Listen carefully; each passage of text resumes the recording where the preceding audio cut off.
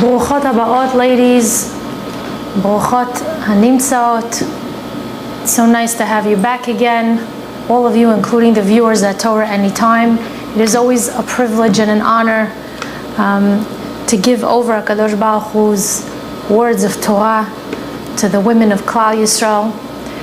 As we approach the days of mourning, Shiva Asar B'Tammuz, in the 3 weeks, I hope that the shiurim that come to pass now will give you a lot of chizuk, tremendous inspiration, so that we can be fortified and sustain ourselves through this very, very sad time that's coming up. And B'ezrat Hashem, we should come out of it with a lot of yeshuot and nechamot. This week's parasha is Parashat Balak. This parasha is famous for an episode that took place with two great anti-Semites that tried to destroy the Jewish nation. The two anti-Semites were Balak, the king of Moab, and Balaam, the famous prophet and sorcerer of the Gentile world at that time. Balaam had great spiritual powers which Chachamim say were equivalent to the powers of Moshe Rabbeinu alav shalom, only that his powers, Balaam's powers, were from the left side, meaning from the dark side, from the side of Tumah. We could call him a Darth Vader, for lack of a better word. And in order for Balak to be successful in his mission of wanting to curse the Jewish people and facilitating their downfall, he had to fight fire with fire. And that's why he hired Balaam. Balaam was the only one that Balak felt was an equal match to the powers of the great Moshe Rabbeinu. Now, the Torah Kedosha tells us that Balak sent a delegation of emissaries to negotiate the terms of the contract with Balaam. In a way, we could call Balaam a spiritual hitman. He's like the godfather of the spiritual world of the underground, the world of Tumah. This is Michael Corleone over here. So Balaam begins negotiations concerning this horrible mission. Now, who approached Balaam to negotiate the terms? The pasuk says, "Vayelchu ziknei Moav ve'ziknei Midian." The elders of Moab and Midian came together to carry out the negotiations between Balaam and Balak. Chachamim tell us that, interestingly, Moab and Midian were arch enemies. They hated each other. But as we see many times in history, that to go against the Jews, even arch enemies are willing to make peace. Anyhow, these two arch enemies go to hire Balaam. What does Balaam answer? He says to them, "Linu po halayla, v'hashivoti etchem davar ka'asher yedaber Hashem elai." He says, "Sleep here tonight, and tomorrow morning I'm going to give you the answer according to what God tells me." And then it says, "Vayishvu sarei Moav im Balaam," and the delegation of Moab stayed with Balaam. Chachamim want to know what happened to the delegation of Midian. We're told that they went home. Why? The Midrash says that Ziknei Midian said to themselves the following. They said, "Yesh av soneh beno." Is there a father who hates his son? Meaning, what are we doing over here? We're trying to get God to curse Bnei Israel? That's never going to happen. Does the father curse his son? What exactly are we trying to negotiate over here? We're trying to get Balaam to convince God to curse the Jewish people? Is that something that's ever going to happen? And after thinking about it, the Midianim changed their minds and they went home. Question is, didn't they know that the day before? Only when Bilam tells them, sleep over, what, they saw the light? Ladies, Rav Zaychik alav shalom said on this inyan, you know what we learned from this? And if we learned this lesson, we would save ourselves a lot of problems and uncomfortable situations in life. We learn a great lesson in the art of deliberation, of not making decisions based on your emotions. When a person is able to pause for a moment, he's able to rethink his position, and he may then be able to consider what we call a second opinion. And it could very well be that that second opinion may turn out to be a lot more calculated and a lot more tempered, and most importantly, a lot more correct. What's the proof? This is the proof. Because when Midian initially came to Bilam, they were full of emotions. They were upset. They wanted to rid themselves of the Jewish people. They wanted to do away with them. They weren't thinking properly. They just wanted to commit murder and see the world without Jews. So what does Bilam tell them? He says, sleep overnight. I'm going to get back to you in the morning with my decision.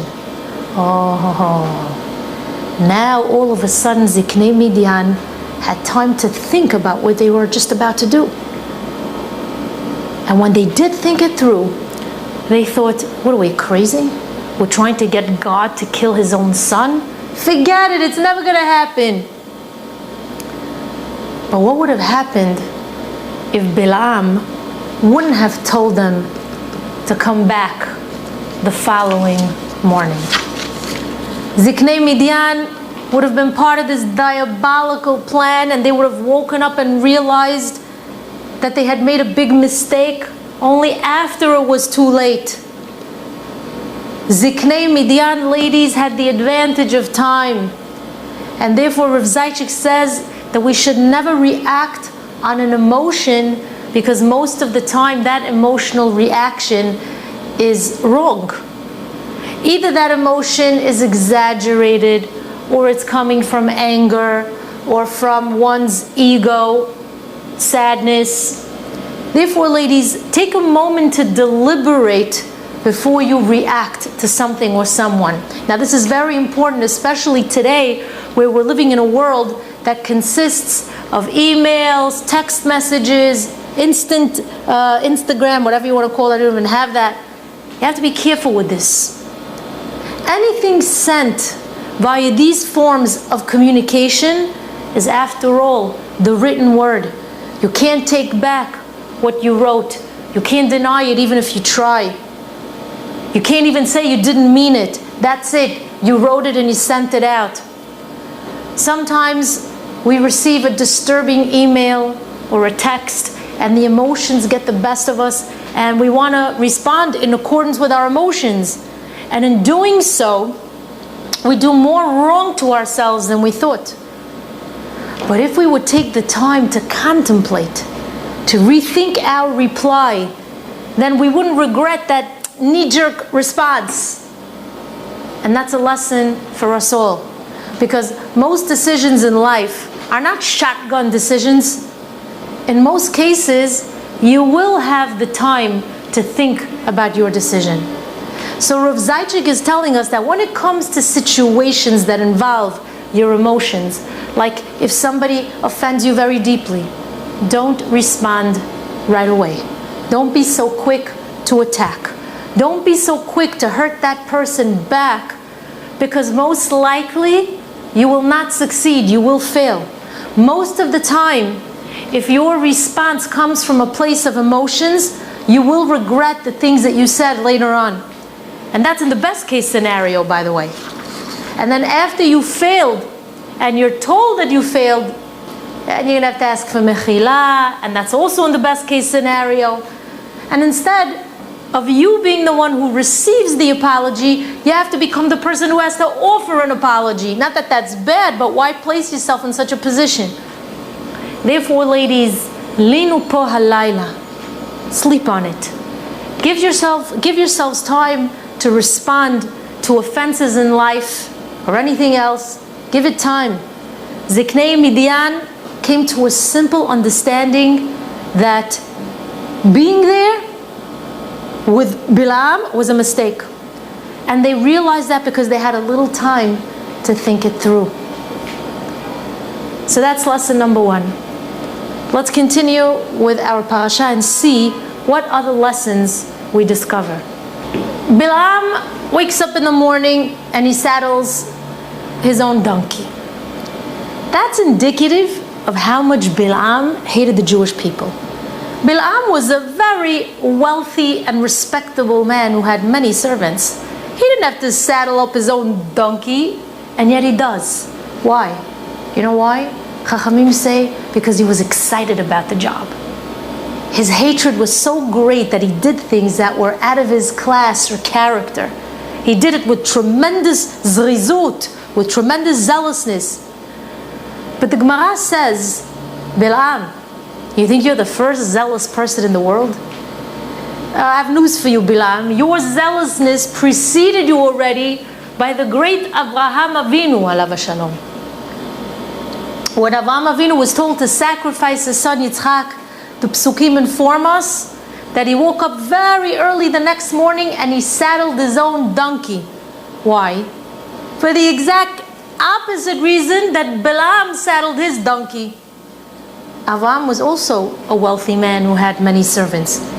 But he did the job himself because he was anxious to fulfill HaKadosh Baruch Hu's mitzvah, no matter how difficult it would be. So HaKadosh Baruch Hu was telling Bilam, hold your donkey there, Bilam. You think you're the first person to get excited about something? Years before you showed up, there was a Jew named Avraham who saddled this donkey with excitement. Except that his excitement was for a good cause, to do the word of Hashem, the command of Hashem. From here we learn that when it comes to performing mitzvot, it's not enough to do the mitzvah. We have to do the mitzvah with enthusiasm, with happiness, with excitement. We have to do the mitzvah with zealousness, with speed, and not delay the mitzvah. When a mitzvah falls into your hands, you have to try to do it immediately. Avraham, if you think about it, could have waited to fulfill the mitzvah of the Akedah years later, because HaKadosh Baruch Hu didn't give him a specific timeline as to when to fulfill this command. But he was such a tzaddik that his first available opportunity, which happened to be early the next morning, he took care of the mitzvah and he didn't delay, even though it was a very difficult mitzvah to fulfill. And because he did it with such a passion, with such zealousness, something amazing took place. When a person does a mitzvah with passion and excitement, he doesn't only receive a standard zechut. The mitzvah now becomes compounded 100-fold. What does that mean? Listen to this, ladies. Try to understand this concept. It's a little lofty idea. And we're not getting into the details of this because we don't understand Kabbalistic inyanim, but on our level we could appreciate it. According to the Zohar Kadosh, Yitzchak was not able to bring children into the world. There wasn't anything physically wrong with him. But Rabbi Shimon Bar Yochai alav shalom informs us that the neshama of Yitzchak was a neshamat nekeva. He had a female soul, whatever that means. We're not getting into that now. Now, in order to produce children in this world, you need a male body and you need a female body. However, the male body must contain a male neshama, and the female body has to have a female neshama. That's the way it works concerning reproduction. If there's a physical element, there has to be a spiritual one. If there's a male goof and a female goof, within the male goof there has to be a male neshama, and in the female goof there has to be a female neshama. So Rabbi Shimon informs us that Yitzchak possessed a female soul. Now, Rivka Imenu also, she had a feminine soul. Therefore, there was no way that Yitzhak and Rivka would have been able to conceive a child, because it's not only the physical element which has to be compatible, but the spiritual element as well. So we're told that Yitzhak didn't have the proper compatibility of the right neshama in order to produce children. So you know what would have happened? If Avraham Avinu would have postponed the Akedah, hoping to marry off his son first so that he could bring children into this world, that would have never happened, because Yitzhak was not able to bring children into the world. So what happens? Instead, Avraham Avinu wakes up early in the morning and he doesn't waste a minute. And in his zealousness, he places Yitzhak on the Mizbeach. Ladies, were told that when the knife came to Yitzhak's neck, the Sfarim HaKadoshim tell us, Parshah nishmato, his neshama left the body temporarily. You know what happened during those temporary moments? The female neshama that Yitzhak possessed ascended to the heavens, and HaKadosh Baruch Hu switched it with the neshama of a zachar, a male neshama, and then he put it back in Yitzhak's body. And now Yitzhak was able to have children. Could you imagine? And this all happened as a zechut because of his father Avraham, who was zealous in doing a mitzvah and he didn't delay it. In other words, the reward that Avraham Avinu received for his passion and zealousness to fulfill the mitzvah was dorei dorot, generations upon generations. It was the possibility of continuity, of Zera Kodesh La Hashem, and the rest is history. From here we learn that we have to run to do mitzvot, and when we do, great things can happen, great miracles. Gzerot can be reversed. And let me tell you a story that took place 80 years ago with the Rabanit cook, so you understand what I'm telling you when it concerns zrizut, zealousness, and run to do a mitzvah. One day, the Rabanit cook was preparing lunch for her husband, and she looked out the window and she noticed an older Moroccan man who was working in one of the buildings next door. She also noticed that he pulled out a meager sandwich to eat, and she felt very bad that this was all he was eating, so she offered him a real meal. And while she served him, they struck up a conversation, and it was made known to her that this man lived on a kibbutz, and that his two children were once in a yeshiva, but that he had to pull them out because he couldn't afford the tuition. Now, this was unacceptable to the Rabanit, and she inquired about the kibbutz that he lived in. The very next morning, Rabanit cook went to the kibbutz. She traveled there and looked for this man's house. She found his wife getting the two boys ready for public school, and she spoke with his wife, who really did want the boys in the yeshiva, but she was crying that she just cannot afford it. So the Rabanit said, "Don't worry, I am going to put them in a good yeshiva. You don't worry about this tuition, I'll take care of that." She took the two boys by the hand and she enlisted them in a yeshiva close to the kibbutz, and she saw to it that their tuition was paid. End of story. Beautiful, no?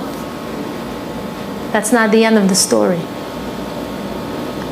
One of the boys that was enlisted in the yeshiva became Harav Reuven Elbaz Shalita.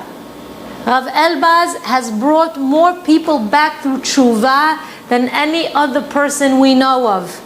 Hundreds of thousands of Jews know HaKadosh Baruch Hu because of the efforts of Rav Reuven Elbaz, who lives in Eretz Yisrael.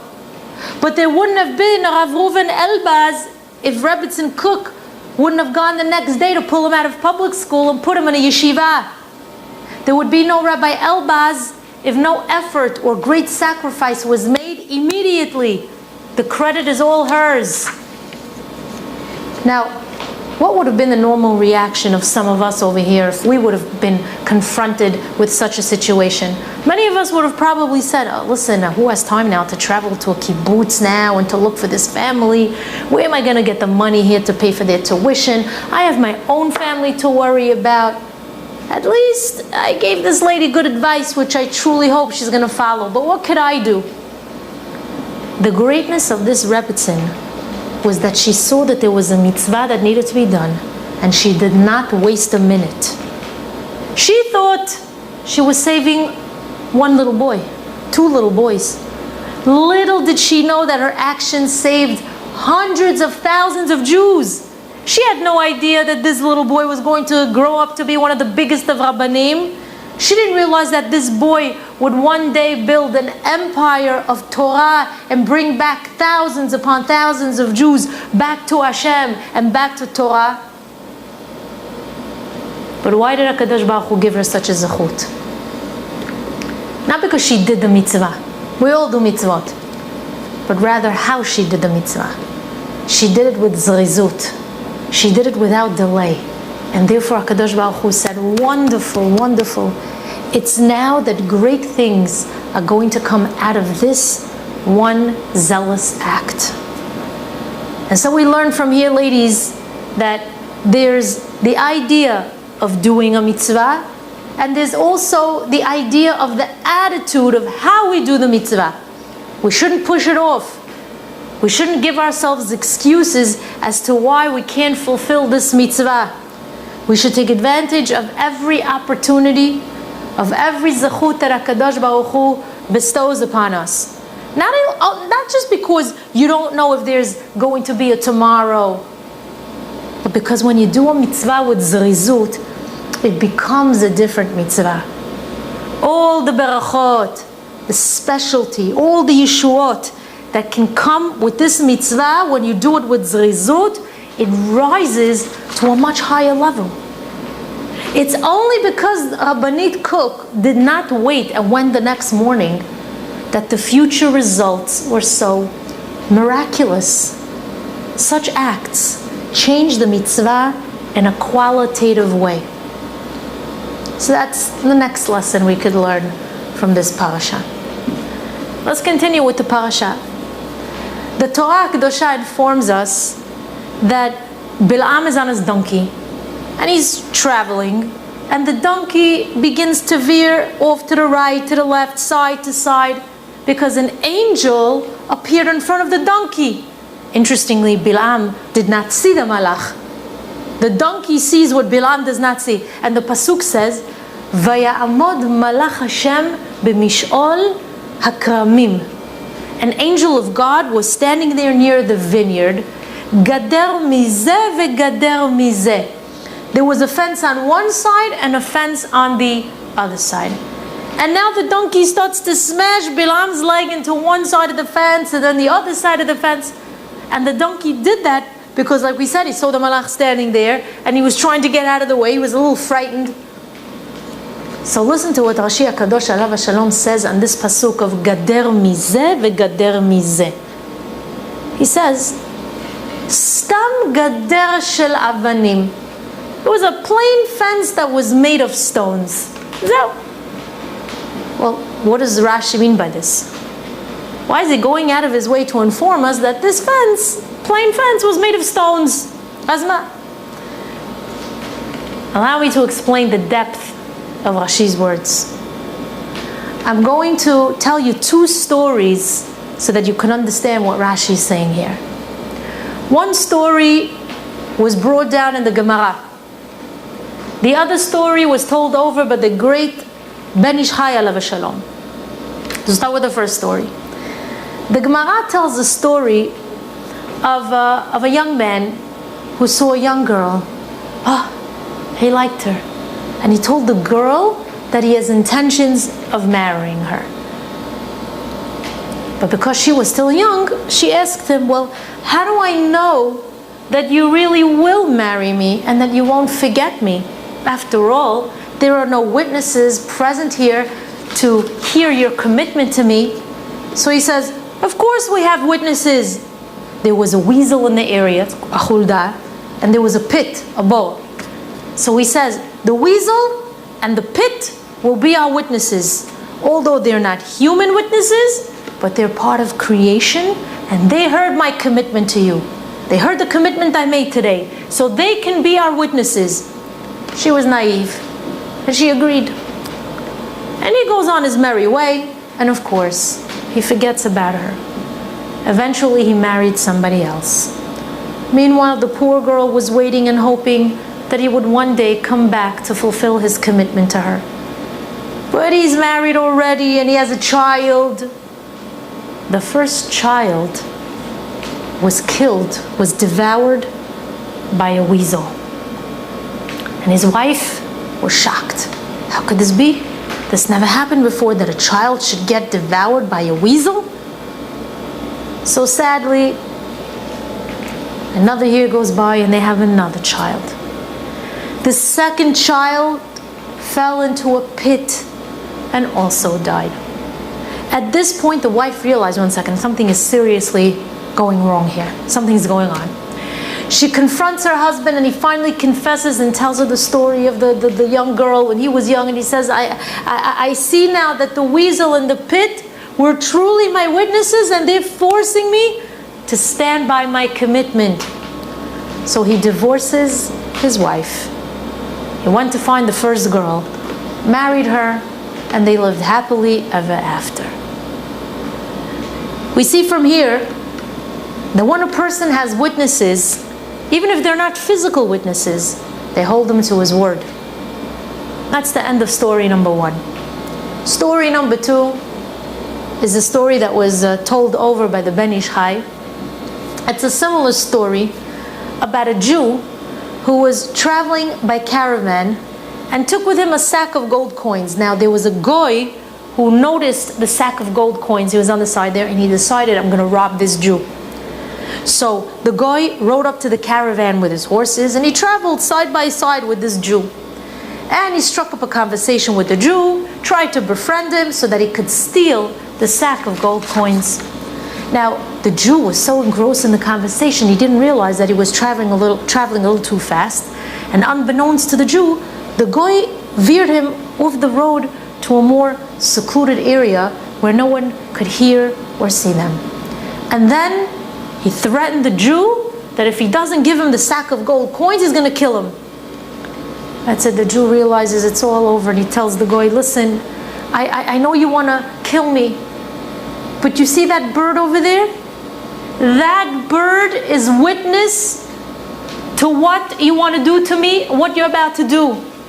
The goy thought he's crazy. He started laughing at him, and he kills him. He takes the sack of gold coins, and he becomes a rich man. Now, as a result of all that profit he made for killing the Jew, he eventually rose up in power, and he became close to the king. One day, this goy was sitting with the king, and the servants were serving the king lunch. The king smelled the meal, and he says, oh, wow, it smells good. What is it? So the servant says, oh, it's such and such bird. And that was the same bird that the Jew said would be his witness. And the goy remembered this bird, and he starts laughing. So the king said, well, what are you laughing at me? And the goy says, no, not at all. I'm laughing at a story that happened. Now, the king was not pleased, and he threatened him. If you don't tell me the story, I'm going to execute you. So the guy had no other choice. He told the king the story, because he said, well, the king is also an anti-Semite, he's thinking, and he's going to love the story. And he told the story, and he concluded the story by saying, so when they brought in the meal, and they said the name of that bird, I began to laugh, because that was the same bird that the Jew said was going to be his witness one day. The king all of a sudden started to tremble, and he said, if God set it up that I should eat such a bird, and you were sitting here laughing, and you told me that story, that means that that bird really was a witness. And at that moment, the king decreed that this guy should die. So you see that the bird was indeed a witness and came back, and this man was killed, midah keneged midah. That's the end of story number 2. Many years before the story of Bilam, there was a story with Yaakov Avinu alav shalom in the house of Lavan. Before Yaakov and Lavan went their separate ways, they made a peace treaty. How was this peace treaty made? Yaakov Avinu built a monument of stones, and it was called Gal Ed, the pile of stones of testimony. In Aramaic, they call this monument Yigar Sahaduta, the stones of testimony. And what was this treaty that was made between Yaakov and Lavan? Yaakov said, look, Lavan, we both know that there's an animosity that exists between us. The stones here are our witness that I won't do battle against you, and you should not pursue me or my descendants. We'll make a peace treaty, and the stones here are going to bear witness to this peace treaty between us. Now, why did Yaakov choose the stones as his witness? Because stones last for a very long time. They don't decay so fast.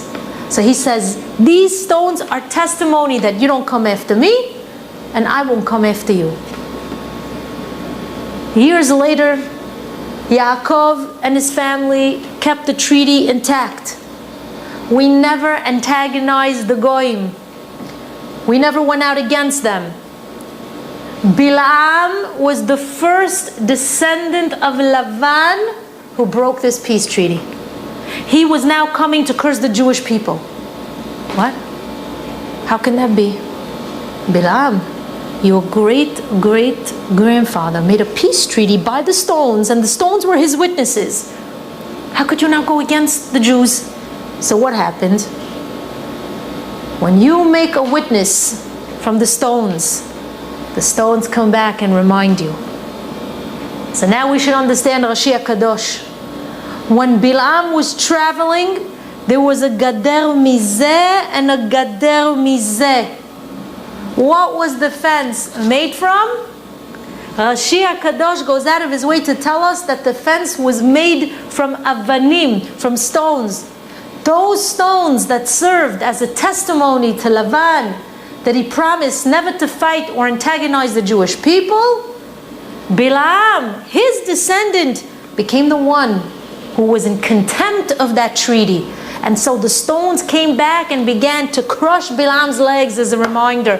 The witnesses served their purpose, and they were trying to remind Bilam, you're now breaking your great-grandfather's word. It's a pele plaot if you think about it. The walls do have ears. The walls are your witness. The chairs in your house are witnesses. Everything in your life is a witness to things that you say, things that you promise. From here we see how careful we have to be to keep our word.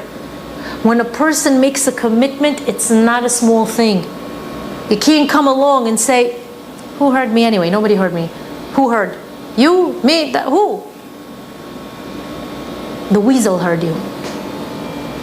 The pit heard you. The bird heard you. The stones hear you. The wall hears you. There are witnesses that hear everything we're saying, and they're going to make sure that we don't think that we could get away with it. We think we're not going to be held accountable. But Borei Olam in his infinite wisdom is able to bring back all the witnesses, and the witnesses are here to remind us of what we did. Therefore, a wall of stones came after Bilam because he was in contempt of the contract that was made by those very stones. Amazing. That's another lesson we learn. Let's continue with the parasha and see what else we could learn. At this point in our parasha, Bilam begins to hit his donkey, because the donkey, like we said, was veering to the right and veering to the left. And the donkey can't take it anymore. He turns around and starts to talk to Bilam, a talking donkey. I thought Bilam was a talking donkey, but we see we have another talking donkey. He asks Bilam, Why are you hitting me? Lama ikitani? Did I ever do anything to you? I'm loyal to you. I travel with you. I'm good to you. So Bilam apologizes to his donkey, and now suddenly the malach appears before Bilam, and Bilam can finally see the angel. And the malach asks him, Al ma hikita etonecha? What did you strike this donkey for? This donkey wasn't doing this on his own. I was in his way. He had no choice. And that's why he was veering to the right and to the left. So what did you have to hit him for? Listen to what Bilam answers the malach. Vayomer Bilam el malach Hashem, Chatati ki lo yadati. I sinned because I didn't know, which means I'm sorry, but I didn't know there was an angel standing there, and that's why the donkey was acting funny. So you have to forgive my sin because I didn't know. I didn't know. What you don't know can't hurt you. Ladies, do you have to ask for forgiveness for something you didn't know? Which means that if Bilam would have seen the malach, I could understand why he would apologize. Oh, I saw you, but I didn't pay attention to you. But Bilam says, oh, forgive me, but I didn't see you that you were there. Chatati. Chatata. What sin is he referring to if he didn't know the malach was standing there? What's chatati? You know what the Shla HaKadosh Alav Shalom says? It is a sin. Because even though you didn't see the malach Bilam, you should have read the messages. You should have seen the signs that God was sending you. You're riding on a donkey to go curse the Jewish people. Your donkey was loyal to you and perfectly navigated itself on the roads. Isn't it a bit coincidental that suddenly he's veering off the path? Isn't it a bit strange that your legs are being crushed from the right and from the left? A normal person would stop for a moment and say, oh, this must be a sign from God. Maybe God's speaking to me very clearly and trying to tell me not to be involved in this horrible crime that I'm about to do. There's no bracha in this, I think, at the end of the day. So maybe Bilam didn't see the malach. But you know what? If he had half a brain, which we know he did, he was supposed to understand from the circumstances that HaKadosh Baruch Hu was trying to tell him, don't go. Therefore, to claim ignorance is not a claim. A Jew is never allowed to claim, oh, I didn't know. A Jew who claims he didn't know is sinning because you're supposed to know. Even though a Navi is not coming to speak to you, and even though you don't see malachim, but things happen to you in life. To all of us, these are signs from Hashem. A person has to ask himself, why is this happening to me?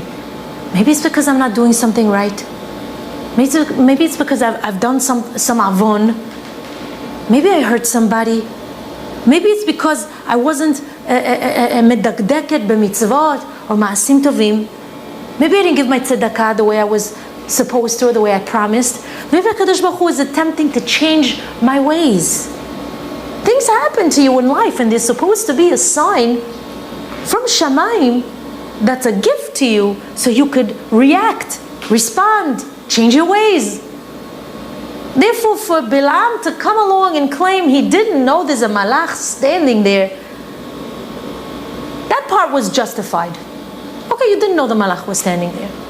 But everything else that preceded the appearance of the malach, that was not justified. After all, he realized the donkey was acting strangely. He heard the donkey speak, which was something that never happened before. So he should have understood from that alone that HaKadosh Baruch Hu is trying to tell him, stop here, don't go any further, do not pass go, do not collect $200, go home. Therefore, Chachamim tell us it's a sin when a Jew comes along and claims he didn't know, because you're supposed to know. You're supposed to be alert and awake. You're supposed to be alert enough to be reading the messages that HaKadosh Baruch Hu sends you every single day. You cannot claim ignorance. What? You think HaKadosh Baruch Hu doesn't send you signs every day? You never received any warnings from above? You mean to tell me HaKadosh Baruch Hu does not speak with you every day? If we have just a bit of clarity and perception, we can understand precisely how HaKadosh Baruch Hu is dealing with us and what He's trying to convey to us every single day. And when we do, we have to realize that we have to do tshuva. Ignorance is not an accepted justification in Yahadut. Not today anyway, where you have so much information there on the internet and media. Believe me, ignorance is not bliss. Therefore, Bil'am comes along and says, Chatati. You know what my sin is? Chatati ki lo yadati. My sin, Hashem, that you have to forgive is that I was not thinking. Is that I didn't realize, I didn't know, lo yadati, and that's a sin. That we don't use the brain that HaKadosh Baruch Hu gave us to think. Because we really are supposed to know. So we are on tippy toes. I'm going to conclude with one last idea. One of the blessings that Bil'am ended up giving the Jewish people is a beracha that we're all familiar with. And it's actually something we say at weddings. And some of us even say this tefillah in the morning. Matovu ohalecha Yaakov, mishkenotecha Yisrael. This is truly a beautiful beracha. What was this bracha really all about? The Gemara explains the following. Bil'am said, how beautiful are your tents, Yaakov, and how wonderful are your abodes. What tents? And which abodes was he referring to? The Midrash tells us that he was referring to Batei Midrashot and Batei Knesiot. Yeshivot are where the study of Torah takes place. And the Bet Knesset, the shuls, is where the tefillah is promoted and recited. Bil'am understood how integral yeshivot and shuls are to Jewish people.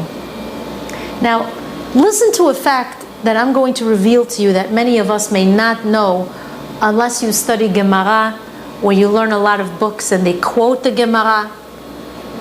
From all the berachot that Bil'am gave us, we see how much curses he was really going to impede upon us.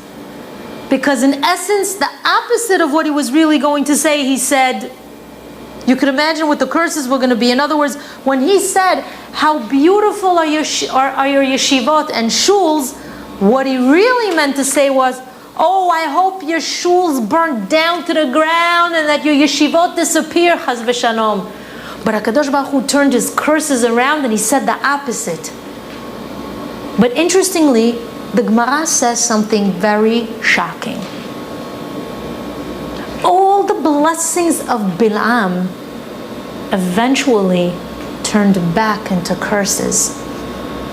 Which means that throughout the history of the Jewish people, eventually all those berachot reverted back to Bil'am's original intent. There's only one blessing that remained a blessing. And that's Matovu ohalecha Yaakov mishkenotecha Yisrael. This bracha remains, ladies. All other brachot reverted back to their original intent except for this one. We're not going to get into the details of why they reverted. It's not for today. And the pasuk says, "Vayafoch Hashem lecha et haklala lebracha, ki ahavecha Hashem elokecha." Hashem kept this bracha intact because He loves us so much. Question is, HaKadosh Baruch Hu loves us? If He loves us so much, why did He turn all the other berachot back to curses? How much could He love us if He only kept one beracha intact? And the explanation may be as follows. If Bnei Israel managed to survive so many years in the Galut, it's because of the yeshivot and the shuls. Our nation is a nation because of Torah study and because of tefillah, both of which are the foundation of our religion. Therefore, even though all the other curses reverted back to Bilam's original intent, so long as this bracha is intact, this bracha is so strong that it neutralizes everything else. In other words, so long as there's Torah and tefillah, the other curses cannot affect us. You hear this? So we have nothing to fear from Bilam's words, because we have the main beracha. Why am I telling you this? Because we live in a world that's very dangerous. And I mean physically dangerous, and even more so spiritually dangerous these days. We read about all sorts of crimes that are taking place right here in our neighborhoods on a daily basis. Therefore, we have to daven to Hashem that He should protect us and keep us isolated from a very dangerous world. And you know what our protection comes from? When we walk around our neighborhoods and we hear the Torah of the children in the yeshiva, those pure neshamot, especially before their bar mitzvah, by the way, because before their bar mitzvah, these children are in essence considered to be without sin. They're very pure. So when their Torah resonates from the walls of the yeshivot, there's no greater protection for our community than to have the tinokot shel bet rabban studying in the bet midrash. Those young souls whose Torah is bellowing out of the windows of the yeshivot and into our streets, that's our protection. Therefore, we have to see to it that we encourage our children to learn Torah on a daily basis, not only because of what it's going to do for them, but what it does for the whole nation. Bilam tried to take this away from us because he knew that that's precisely where our success comes from. But HaKadosh Baruch Hu saw to it that this one inyan can never be taken away, because if you take Torah and tefillah away from us, there'll be nothing left. Lo alanu chaz v'shalom. So you should know that when your children are studying Torah, you become the beneficiaries. There's a halakha that says when the third Bet HaMikdash is going to be built, they're going to need help with a great many things, with carrying bricks, with gathering all kinds of material. And the halakha says that you're allowed to ask anyone to help build the Bet HaMikdash, but you do not interrupt the children who are studying Torah to build the Bet HaMikdash. Imagine that. Your son is sitting in class studying Mishnah. In walks Mashiach Tzidkenu, and he says, "Boys, I need some help building the Bet HaMikdash." The halakha says that the boys can refuse the request and say, "We're sorry, Kvod HaMelech, Kvod HaMashiach, but we're in the middle of learning Gemara." And the Mashiach would have to tell them, "You're right, because what you're doing is more important than the building of the Bet HaMikdash." You know why? Because there would be no Bet Mikdash without children learning Torah. Bilam tried to stop us from learning, but HaKadosh Baruch Hu saw to it that he didn't succeed. Vayafoch Hashem lecha et haklala lebracha. Why? Because He loves us so much. And therefore, V'atem hadvekim la'Hashem Elokechem hayom. We have to cling to HaKadosh Baruch Hu, to act upon what we know to be true, and never to plead ignorance. Because I could assure you, after 120 years, like I said, ignorance is not bliss. The story of Balak and Bilam should therefore remind us to act upon our beliefs and convictions so that our behavior is corrected.